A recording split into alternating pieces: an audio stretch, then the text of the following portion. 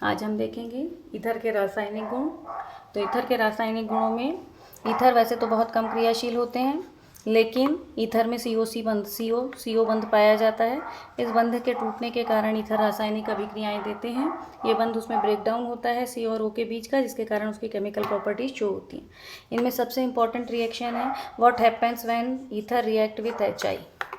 अब इस HI के साथ ईथर दो तरह से रिएक्ट करता है। एक HI की अमाउंट आपके पास लिमिटेड है, दूसरा HI की अमाउंट आपके पास एक्सेस में है। यदि आपकी HI लिमिटेड है, हमने मान लीजिए डाई मेथिल ईथर लिया था और HI हमारे पास कैसा है, लिमिटेड है, तो ये बॉन्ड क्लीवेज होगा, इसके साथ माइनस, जिसके साथ ऑक्सीजन है वो माइनस, जो दूसरा है वो पॉजिटिव रहेगा, इस पे पॉजिटिव इस पे नेगेटिव। तो हमारा जो प्रोडक्ट है वो क्या बन जाएगा, प्लस वाले के पास माइनस, माइनस वाले के पास प्लस जाएगा और हमारा प्रोडक्ट हो जाएगा CH3OH plus CH3I, methyl alcohol methyl iodide. लेकिन यदि यही HI आपका एक्सेस में है तो रिएक्शन यहीं पर समाप्त नहीं होती। तब बना हुआ मेथिल अल्कोहल जो CH3OCH3 पहले स्टेप में रिएक्ट किया HI के एक मॉलिक्यूल से, अब ये बना हुआ मेथिल अल्कोहल दूसरे मॉलिक्यूल से भी रिएक्ट होता है। अब मेथिल अल्कोहल जब HI से रिएक्ट होगा तो देखिए यहाँ पर H2O बाहर निकलेगा, मेथिल किस में बदल जाएगा, आयोडाइड में। इस तरह इस रिएक्शन में जब एक्सेस में रिएक्शन होती है, एक्सेस में वो रिएक्ट करता है तो कितने मॉलिक्यूल लगते हैं, उसके दो मॉलिक्यूल। रिएक्शन होती है, दोनों के दोनों मेथिल मेथिल आयोडाइड में बदलते हैं और जो हाइड्रोजन है वो किस में बदल जाता है, इस ऑक्सीजन को लेकर H2O में। तो यदि लिमिटेड अमाउंट है तो एक मॉलिक्यूल अल्कोहल का और एक एल्किल हैलाइड का प्राप्त होता है, और यदि एक्सेस में है HI तो हमें केवल एल्किल आयोडाइड या मेथिल आयोडाइड, जैसे यहाँ पर हमें प्राप्त हुआ है मेथिल आयोडाइड प्राप्त होता है। अब ये जो HI से रिएक्शन है, इसके अलावा हैलोजन अम्ल HX है ना, हैलोजन अम्ल कई होते हैं, HX भी, HX है कॉमन हैलोजन अम्ल जिसको कॉमनली, तो HI सबसे रिएक्टिव होता है, HBr उसके बाद रिएक्टिव होता है, HCl उसके बाद। HI से तो नॉर्मली रिएक्ट कर जाता है और HX के साथ हमें इसके साथ टेम्परेचर कैसा चाहिए होता है, हाई टेम्परेचर होगा तभी HBr से रिएक्ट करेगा, अन्यथा HBr से रिएक्ट नहीं करता।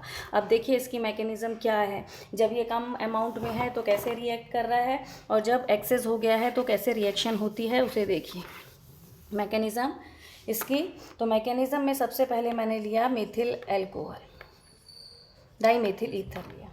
इस पर किसकी रिएक्शन हुई, HI की। HI सबसे पहले इस लोन पेयर के कारण इससे लोन पेयर को लेगा और इसे प्रोटोनेटेड आयन में बदल देगा। तो प्रोटोनेटेड आयन क्या हो जाएगा, CH3O, यहाँ पर आपका ये था, इसने लोन पेयर ले लिया, ये इससे जुड़ गया, इस पर क्या आ गया, पॉजिटिव, और आपका ये CH3 यहाँ आ गया। ये लोन पेयर ऑक्सीजन के नीचे वाले वैसे ही हैं। आयोडाइड उससे क्या हो गया, अलग हो गया, इनसे क्रिया हुई आयोडाइड हो गया। अब ये जो आयोडाइड है ये न्यूक्लियोफाइल होता है। आयोडाइड जो आपको ऑक्सोनियम आयन अब प्राप्त हो रहा है उससे रिएक्ट करता है, इससे रिएक्ट करता है और उससे मेथिल आयोडाइड बनाकर अलग हो जाता है। तो देखिए सेकंड स्टेप में क्या होगा, यही आप यहाँ पर लेंगे, ये फर्स्ट स्टेप था, ये कौन सा स्टेप है, सेकेंड। आपने लिया ऑक्सोनियम आयन पॉजिटिव O, इसी को यहाँ पर लिखा CH3, I माइनस आया था, I माइनस I CH3 को लेकर चला गया। इस तरह आपको क्या मिल गया, CH3OH एक मॉलिक्यूल, CH3OH और दूसरा CH3I, दूसरा किसका मिल गया, CH3I।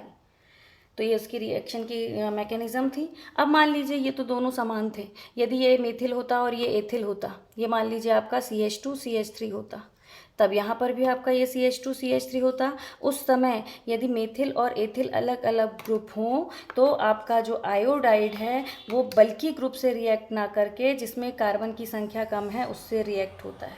मतलब आपका मेथिल किस में बदलता, ये मेथिल आयोडाइड में बदलता और अल्कोहल आपको कौन सा वाला प्राप्त होता, एथिल अल्कोहल।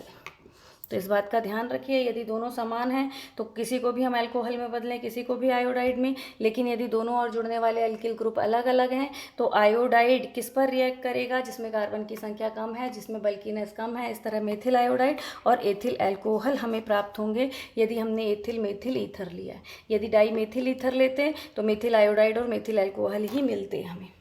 अब ये तो था जब हमारा HI सीमित मात्रा में था, HI लिमिटेड अमाउंट में था। लेकिन यदि HI एक्सेस में है तो बना हुआ ये एथिल अल्कोहल, इथाइल अल्कोहल बन गया है।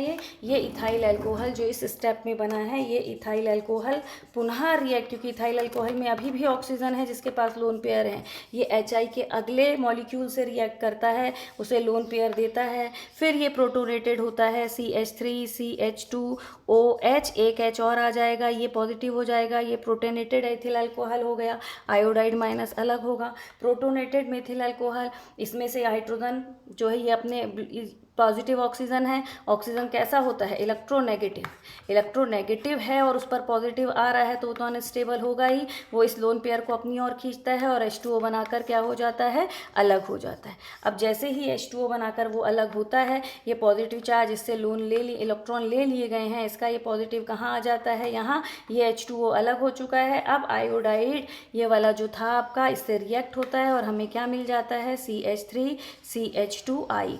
इस तरह यदि आपका HI एक्सिस में है तो ये भी मेथिल आयोडाइड, ये भी एथिल आयोडाइड में बदलेगा और वाटर मॉलिक्यूल बाहर होगा। लेकिन यदि एक्सिस में नहीं है तो एक एल्कोहल और एक मेथिल आयोडाइड हमें प्राप्त होगा। आई होप रिएक्शन क्लियर होगी। यदि आपको ये पसंद आई हो वीडियो तो इसे लाइक और शेयर ज़रूर कीजिए।